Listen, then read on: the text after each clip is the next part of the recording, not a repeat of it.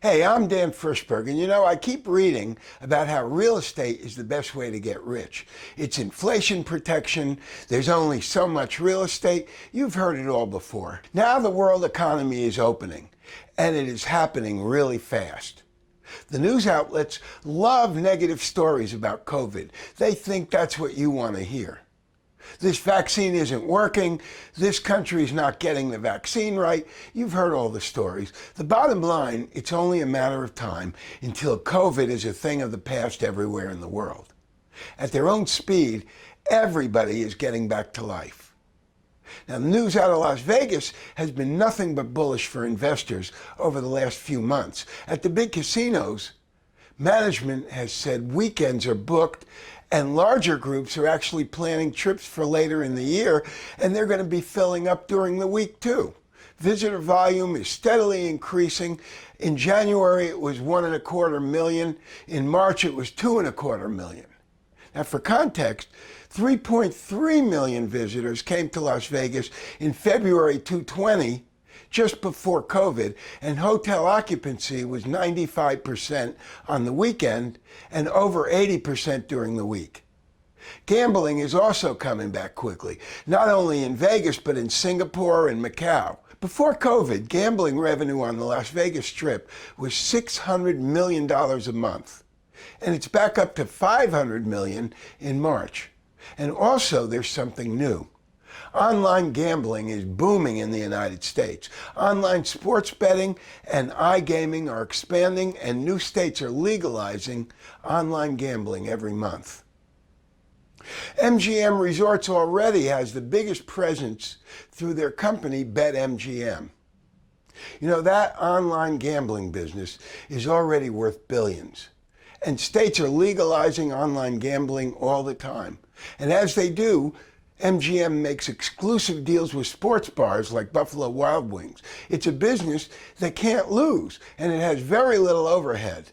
Think about this. Online gambling is a big help to a casino company because it leverages their physical locations, it grows their brand, but it doesn't require an investment in land or buildings in order to generate revenue.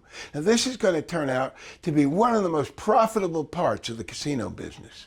And the more inflation, the better, because the casinos have already spent the big money, and now all they're going to do is inflate their revenue. As the price of hotel rooms and food and drinks and even gambling inflates, it means casinos are going to be able to generate more revenue from offering the same goods. But the casinos are already built. MGM already has the best locations.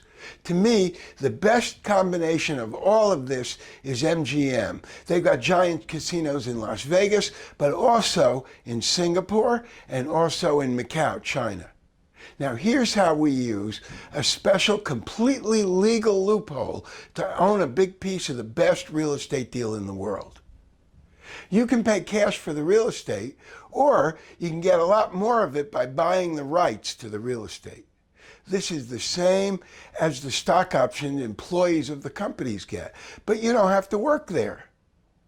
As I'm recording this, MGM stock is around $42 a share. So $10,000 at $42 a share gives you 238 shares. Now that's pretty cool. You can have equity in a growing business just in the right place at the right time. And now I'm going to show you a loophole in our equity markets that will let you have the growth rights to more than 7,000 shares, and you just have to know how to do it. No trading at all is involved here. I can buy the rights to MGM shares for $1.35 a share, and that gives me 7,407 shares.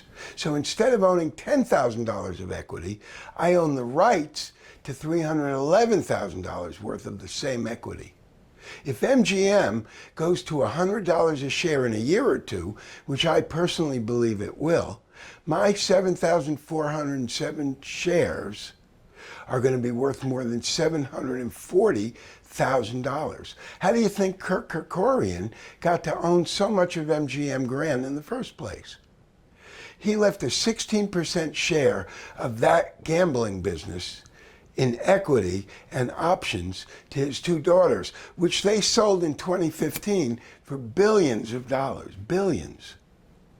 In around 1990, I had an asset management practice. It had about 80 million bucks under management.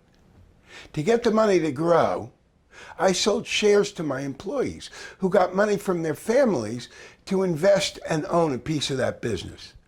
That company became Frischberg, Jordan and Stewart, which had over $1 billion in advisement when I retired. Now, right now, the world's coming back, and it needs unlimited amounts of copper, aluminum, steel, and oil, and they're going to be buying all these things from companies that you can own the rights to. Now, here is how you can find out how you can do all of this for yourself, starting right now.